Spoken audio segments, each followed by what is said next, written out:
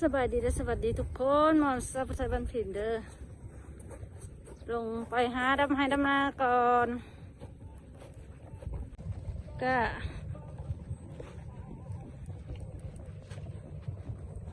นั่นคือคนลกก้าคนตัดหางก้า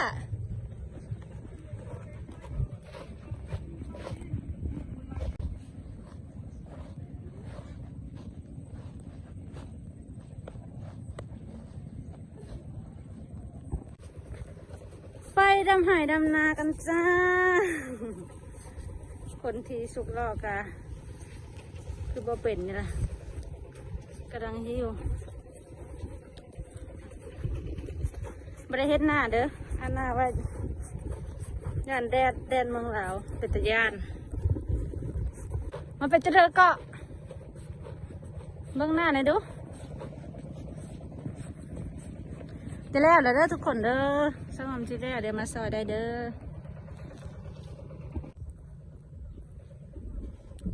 ทำให้ดำนาจ้าไปเด้อทำให้ดำนาเดินแน่มูนอุ้ยปุ้ยเอาตู้ลงไปพังน้ำอันนี้อ้ายกกเนาะพูนน้องลาอันนั้นก็อ้ายคนคนที่เท่าไรคนที่3อันนั้นคือป้าฉันเองกงควายใบสุดใจดินี่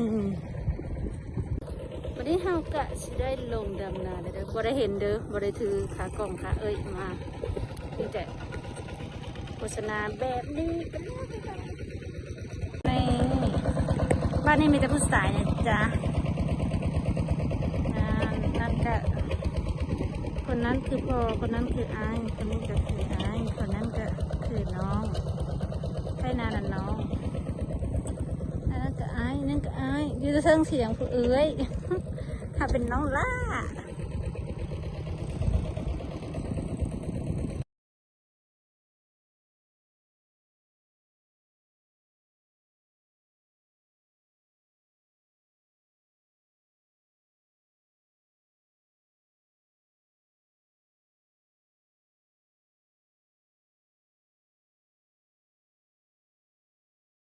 ทุกคนนาสมองยังได้นำอยู่เด้อ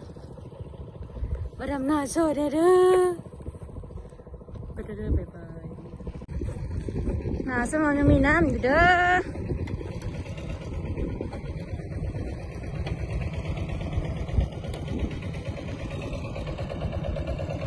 ดูดจากให้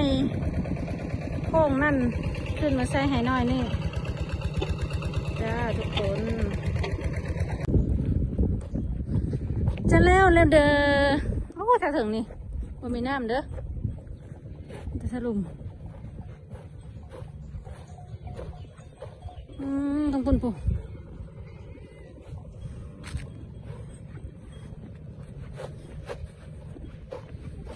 เจ๊กัดกินมาเลย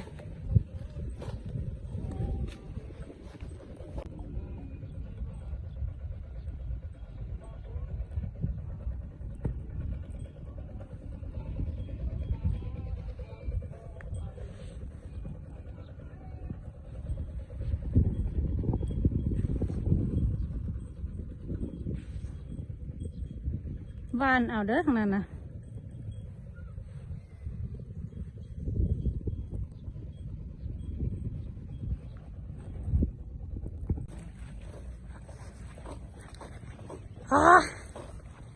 น้ำยังอยู่เด้อมาซอยแน่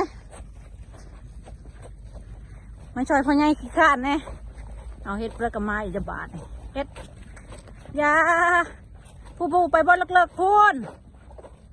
ใจทืดน้ำมันเชฟท้องตาย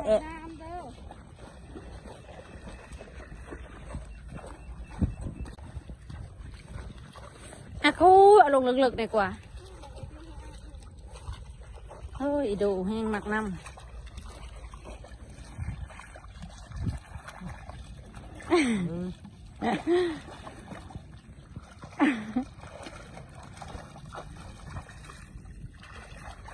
เฮ็ดเลย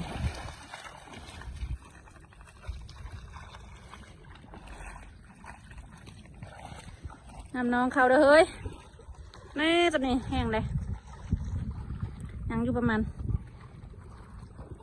นี่น้ำยังอยู่เด้อเฮ้ยขึ้นละคำแล้วว้าวส่วนข่อยมืออื่นข่อยบริมาเด้อจ้ามืออื่นข่อยไปทำงานมาเลื่อยมาส่งทางได้แค่นี้ นี่บริสุทธิ์เดียดชันละสิเกลียชันดำนา1 2 3บ้านชันดำนาเพียงคนเดียวอีกดูอื่นคือเขาวานเอาจุ่มก้อยนันดำนาของเขาแล้วเข้มทุ่มอยู่เขาก็มียอดเนาะเขาวานเอาเบื้องไปเบื้องใกล้ๆกัน